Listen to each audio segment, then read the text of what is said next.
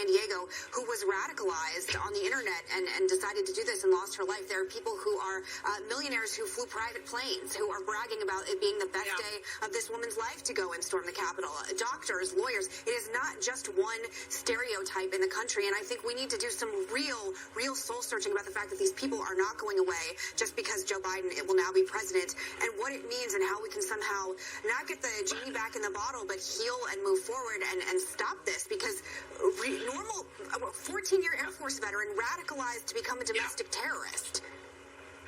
Well, to that point, I just would like to say that if you're a student of history, you know that fascism appeals to all strata. It's not just people who have no education. I mean, go back to World War II and see what happened in Germany. I mean, many of those people who followed Hitler were highly educated, including the people around him. Dr. Mengele, for example, highly educated. Goebbels, the rest of them. It has nothing to do with education. It has to do with philosophy.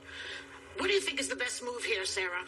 Well, I think if I could snap my fingers, I think any of the above, invoking the 25th Amendment, impeachment, resignation, but the reality of them seems pretty slim. One, he won't resign. Two, the 25th Amendment I don't have a lot of faith in because you need Pence in the cabinet and they're dropping like flies right now. Yeah. Right now I'm hearing a storyline that's of interest right now, and it's about the impeachment. So when I first heard about that, I thought, we've got 12 days, a lot can happen, but what are the odds that, how plausible is this option? But then I'm hearing that there is a chance, and again, it's being discussed by some Democrats later today about it, by impeaching him a second time, it could bar him for running in the future. And so whereas I could care less, like buckle him down, get to the 20th safely and securely so we can have a successful inauguration. We've been warned as to what can happen if we aren't careful.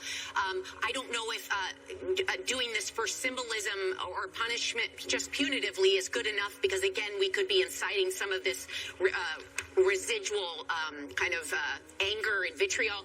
But if it means we could get an insurance policy that he could not run again in the future, which again, there's legal push back and forth as to what that's possible, I could 100% hitch my wagon to that if we knew that we could pull him from any platform of power going forward. But I also, hearing what Megan said, I think it raises a serious point. Even when Trump leaves, we are left with the problem that brought us Trump. So we do need to figure out what that is. Mm-hmm. We will be left with that, Sarah, but we need a charismatic figure at the head of that in order for it to really take off. Yeah. So we do not need him there. No, his followers, I mean, in the Senate, in the Congress, are not charismatic like he is. Ted Cruz, Josh Hawley, those people, they have the charisma of this piece of paper. Okay.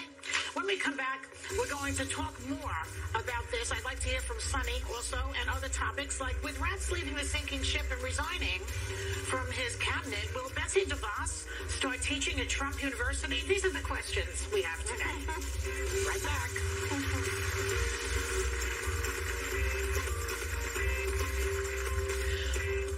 So we're talking about calls to remove Trump from office through impeachment or the 25th Amendment or his resignation, which would be really the best thing. Do you see any path here, Sonny? You know, I do, Joy. I'm not in favor of resignation because I think what we would see something akin to Nixon, where you have a resignation and then you have a pardon from then President Pence, right?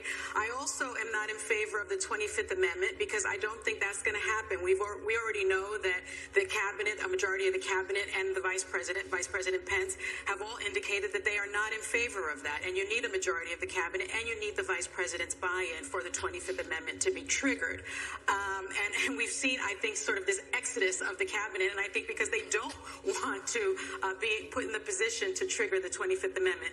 But I think that our path here, the country's path here, is to impeach and convict this president. We sat a Supreme Court justice within a week. There is no question that we can impeach and convict this president within the next 13 days. I think as of about 14 hours ago, there were about 112 House members that had co-signed and co-sponsored articles of impeachment. I think we probably have the 67 votes now in the Senate to impeach and convict. And what's interesting is if you look at the Constitution, it's not only removal that is possible. It's not the only punishment impeachment can bring. Impeachment can bring, as Sarah was referring to, is the disqualification of a president to hold future office. And so I think that would give this country, President Trump would be permanently disqualified from running for office. And I think that would give this country the salve that it needs. And one last thing that I want to mention, we're hearing all of this. What about the 74 million people that voted for him? And what about the radicalization of people? I don't know that people were radicalized so much as they were emboldened and given permission to behave in the way that we have seen over the past 4 years. I mean, think about post-Reconstruction America. I've heard so many times people say, this is not America. Well, maybe this was America. And maybe this is the America that was sort of hidden, that was now given permission. And so maybe the answer is not so much we need to understand these 74 million people. We need to understand the type of behavior that we have seen. Maybe the answer is let's not normalize that behavior anymore. Let's not embolden that behavior anymore. Let's make sure that that behavior has consequences. That behavior needs to have consequences. There needs to be arrests, that kind of thing. Can I ask Sunny a quick question? Maggie Haberman reported yesterday that President Trump only made the video conceding because he's worried about being faced with criminal charges for inciting a mob riot, that's something that's possible. How realistic do you think that is? I think it's very realistic. You certainly can't charge him while he is president, and you're not going to be able to charge him for acts during his presidency if he is pardoned by President Pence.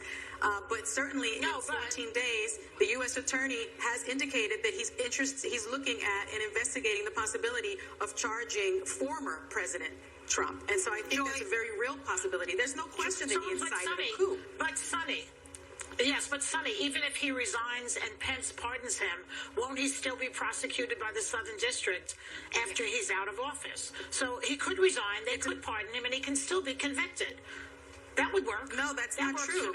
Because it depends on what the pardon looks like. It depends on what the pardon looks like. What if he's pardoned for all federal crime, right? What if the pardon is very expansive, which can happen? Yeah.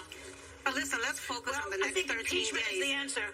Okay, we're a little out of time, Anna, so hold it till we get back because we're going to talk to Senator Chris Murphy and then we're going to have more hot topics. We'll be right back. Okay. Does Senator Chris Murphy agree with the growing calls to remove President Trump from office? And what does he make of this promise to his supporters? Our incredible journey is only just beginning. He's live on The View. Next.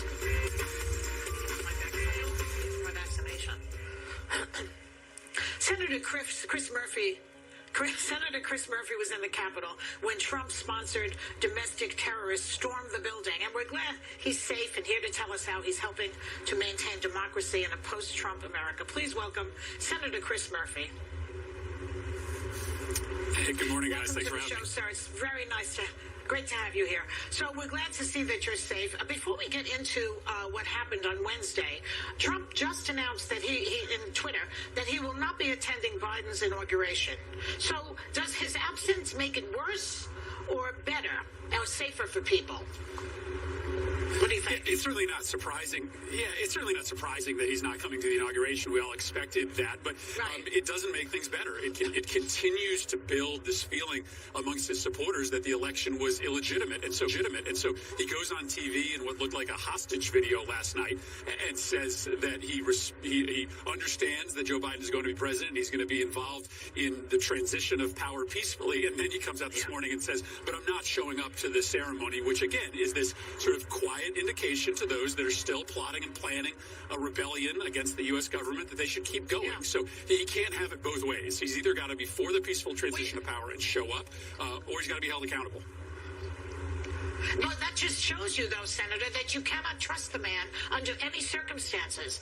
So maybe we need to impeach him so that he doesn't run again. I mean, I'm just saying. Go ahead, Sarah, ask your question. Okay, Senator, Wednesday's breach is being called a massive security failure. So as the top Democrat on the subcommittee overseeing the Capitol Police, why do you think it was so easy for the mob to storm the building? If they had other intentions, it could have actually been a massacre. How can such a main artery of our government be so vulnerable? Yeah, I mean, this is a huge question. It took those rioters about an hour to get inside the building. You've seen the videos. Once they got inside the building, there was almost no security presence there. And remember, on that day, you had Mike Pence, Chuck Grassley, and Nancy Pelosi, number 1, 2, and 3, in the line of succession inside that building.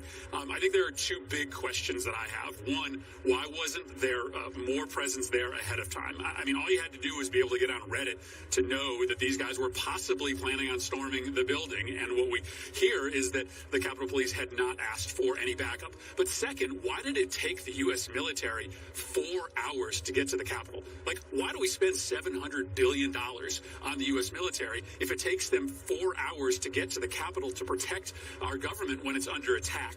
So we need to be better at pre-positioning resources if there's any chance that there's going to be violence. But we also have to figure out why we can't get the U.S. military to the Capitol or the White House within 30 to 60 minutes of an armed attack against one of the most important federal buildings. Senator, many are identifying what they see as a clear double standard when it came to how law enforcement handled the situation at the Capitol versus what we saw this summer during the Black Lives Matter protests. President-elect Joe Biden spoke about it yesterday. Here's what he had to say. No one can tell me that if had been a group of Black Lives Matter protesting yesterday, they wouldn't have been treated very, very differently than the mob of thugs that stormed the Capitol. Senator, what are your thoughts about what President-elect Joe Biden said? I mean, I agree with the President-elect Biden. I mean, you think there would have been 14 arrests on Wednesday if those were Black Lives Matter protesters? No way. You know, those people were acting with perceived impunity. They had no fear of law enforcement. And I understand that it's difficult to clear the building and make arrests at the same time. But come on. I mean, the fact that we now have to be engaged in scouring the country for these insurrectionists is maddening. I mean, we should have been able to, A, protect the building, but B, we should have been rounding people up, putting them in handcuffs and in the back of vans on Wednesday. That would have happened if those were civil rights protesters. I believe that. That's terrible. That's unfortunate. But I do think that there is clearly a double standard. Obviously, there's a double standard in terms of presence. When the Black Lives Matter protesters were blocks away from the Capitol, there was pre-positioned massive military assets outside our building. They weren't there on Wednesday. Senator, there are growing calls from both Democrats and even some of these born-again Republicans to remove Trump from office using the 25th Amendment or impeachment. Would you support that? And is it legislatively feasible in this amount of time? How long would it actually take to impeach Trump if you guys went at it?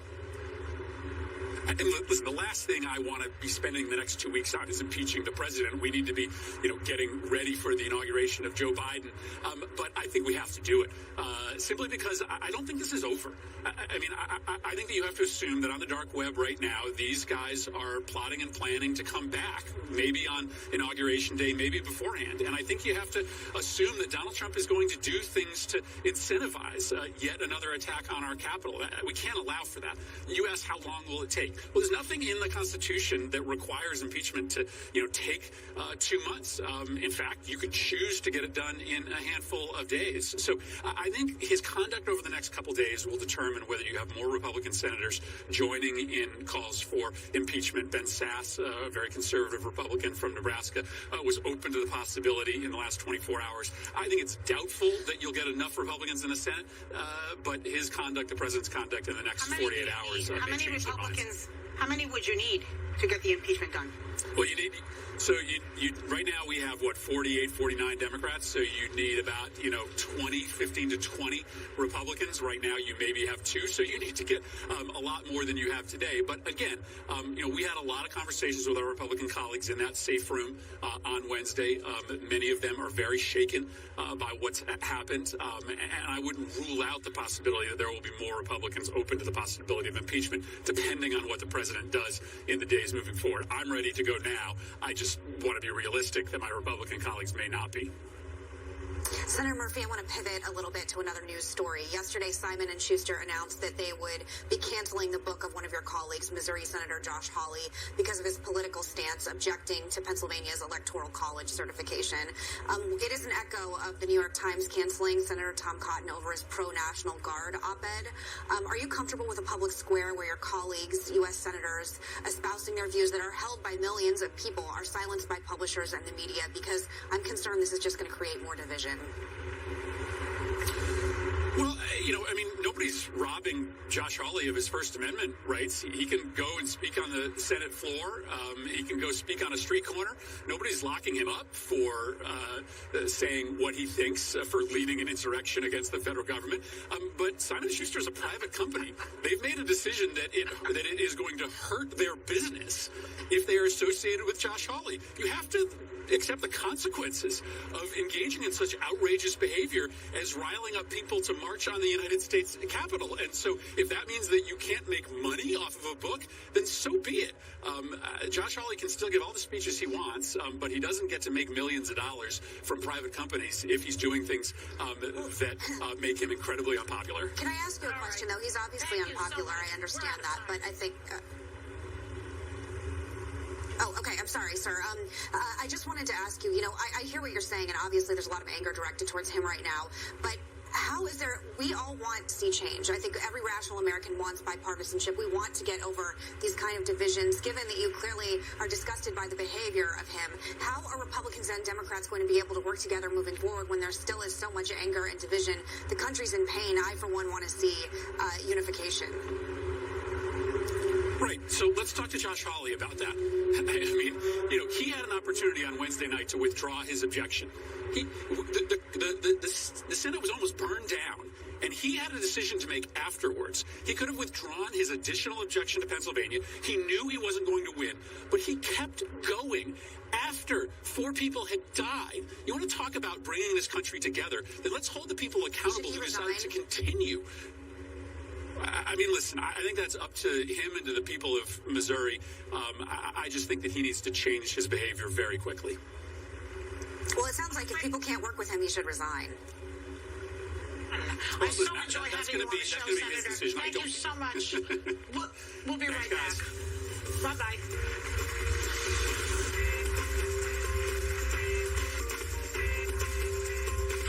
Welcome back to the show. So, as mentioned in the last segment, Senator Josh Hawley lost a book deal with Simon & Schuster over accusations of sedition. So, do you think, ladies, that this is a First Amendment issue, or should he lose it, the deal, because he's basically a seditionist? Sonny, you go first. Well, I think Senator Murphy really said it eloquently and beautifully. It's not like, Hawley is losing his First Amendment rights, his freedom of speech. He's able to stand on the public square. He's able to tweet out his thoughts. He's able to stand on the Senate floor. What he's not able to do at this point is work with Simon & Schuster, a private company. He's not able to do that. Yeah. And there should be consequences. As I said the last segment, there has to be consequences for this type of behavior. He incited a coup. He incited an insurrection. And after learning that all those people died, he continued. So aren't there consequences to that kind of behavior? I think there needs to be.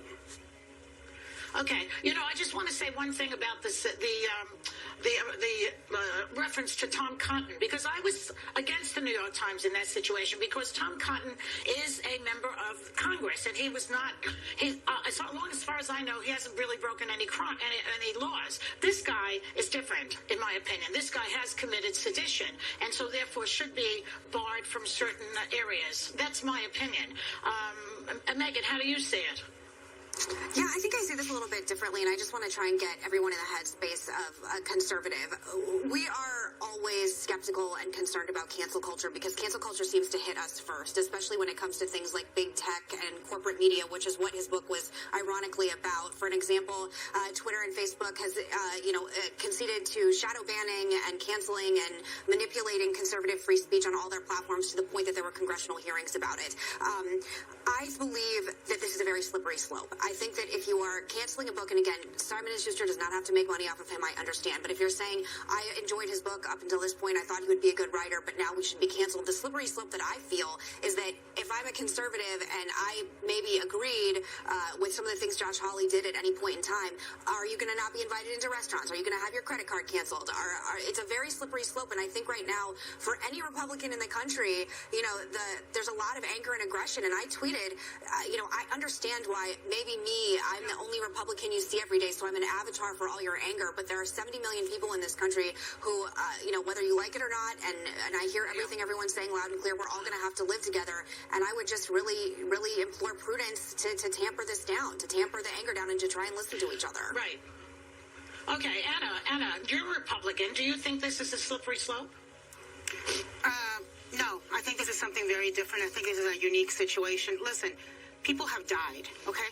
And I think that people like Ted Cruz and Josh Hawley have blood in their hands. They are part of this. They helped incite this. They, even after this happened, went ahead and voted. And, they have been feeding their supporters lies. They knowingly feeding their supporter lies for no other purpose than their own political ambition and to advance their position because they want to run for president. Look, there is nothing stopping Josh Hawley or anybody from self-publishing. Go online. There's a bunch of self-publishing companies online. You can publish your book. And if there's people out there who want you to be president or who support you or who think you're wonderful, they can read your damn book. It doesn't have to be a Simon & Schuster book for you to read it. So go ahead, write your book. Nobody's stopping you. Self-publish. But if Simon & Schuster finds you objectionable and disgusting and wants to hold you accountable, as I do and as many Americans do, they have no obligation to give you their platform. I believe that is part of the system of capitalism, if I'm not wrong, that a company can decide to fire. If I do something the company doesn't like, they can fire me. That's it. I don't think that that's about cancel culture as much as it is about, about capitalism and companies and their freedom to do what they want. How about you, Sarah? We haven't heard you yet on this. Well, on its surface, I tend to think these are consequences. This is a private business. If Simon & Schuster doesn't want to be associated with all that went on and a guy that, again, led it with a fist like this, then I understand that. But an interesting kind of twist on this that I kept thinking about is we are fearful of what these masses are reading. They're kind of forced to the fringe media because things aren't on mainstream. Yeah. And I sometimes wonder if the devil you see is better than the devil you don't see. And by not allowing some of this to be in front of us, are we not confirming that, wow, there's this machine that's lying to me in the form of mainstream media, so I'm going to go over here and read it? That scares me a little bit because they're going to get it however they want, and when we can't oversee it in some ways or moderate it, I'm a little fearful that's stoking this. Yeah. Okay, Sonny, you have a legal note on this topic. Yes, I do. In response to Simon & Schuster's actions, Senator Josh Hawley said this: Simon & Schuster is canceling my contract because I was representing my constituents, leading a debate on the Senate floor on voter integrity, which they have now decided to redefine as sedition. Let me be clear, this is not just a contract dispute. It's a direct assault on the First Amendment. We'll see you in court. Okay, thank you. We'll be right back.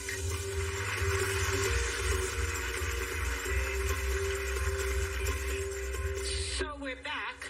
And, it's an interesting thing. The pandemic just sort of got knocked off the front pages in a way because of all that's going on in Washington and with Trump. But the fact is that COVID cases are still hitting tragic record highs. It's impacted my family, and I know it hit yours hard, Sonny. Do you want to talk about it?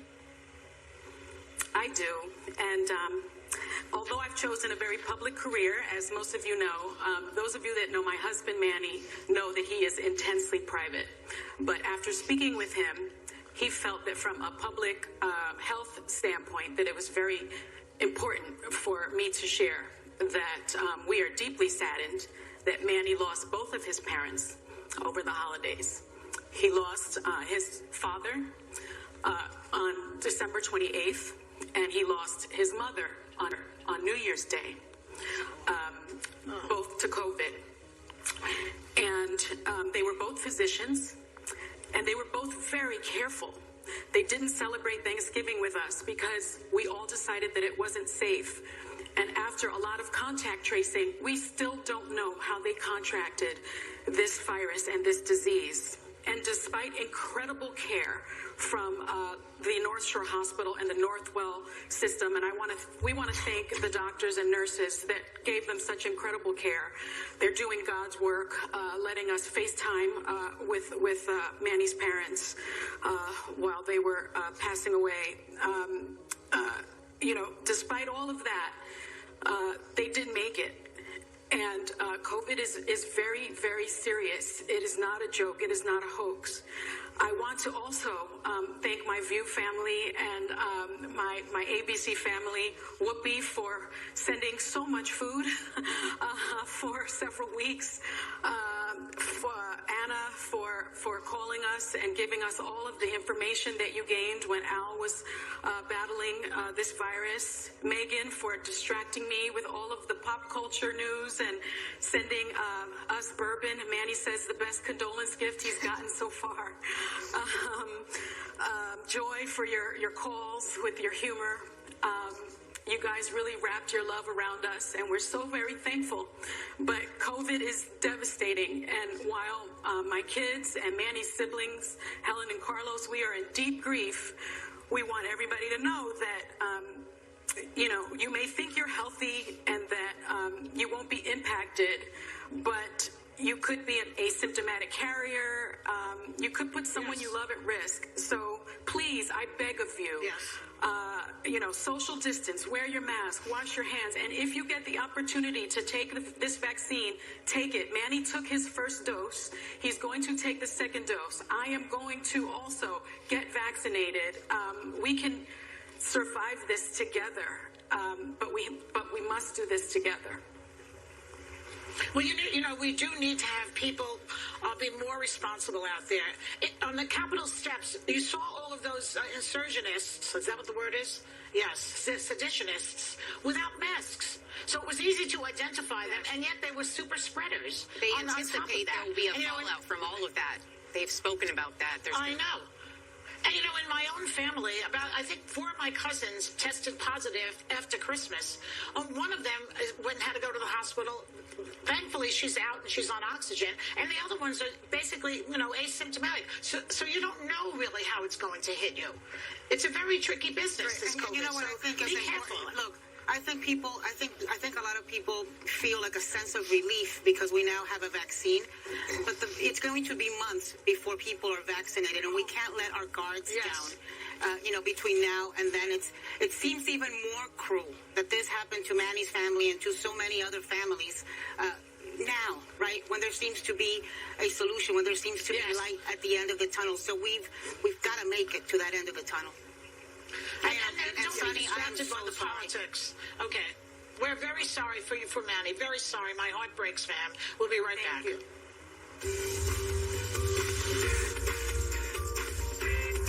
Okay, so Sonny, you wanted to say something about, because Sarah was left out of your thankings. I was going to say, I knew I was going to leave out someone. Thank you, Sarah, for your text. Thank you for reaching out to us. Thank you, Dr. Jen Ashton. Thank you to Eric Strauss of ABC's medical unit. So many people don't have the support like we had, and we're forever grateful. Lovely. Okay, we've got it. I hate to cut you off right now, but we have to go. Everybody have a nice day. Take a little time to enjoy the view. We'll see you Monday. This is New York's #1 news. Channel 7 Eyewitness News with David Navarro and Shirley Nalica and Sam Champion with the exclusive AccuWeather forecast. Now, Eyewitness News at noon. And new at noon, a peaceful transition of power will not include President Trump in attendance. The president announcing a short time ago that he will not go to Joe Biden's inauguration. And word that the police officer who died overnight of injuries from the attack on the Capitol by a mob of Trump supporters was originally from New Jersey. But first, breaking news, NYPD Commissioner Dermot Shea has tested positive for COVID-19. And good afternoon, I'm David Navarro. I'm Shirley Nalica. The NYPD tells us the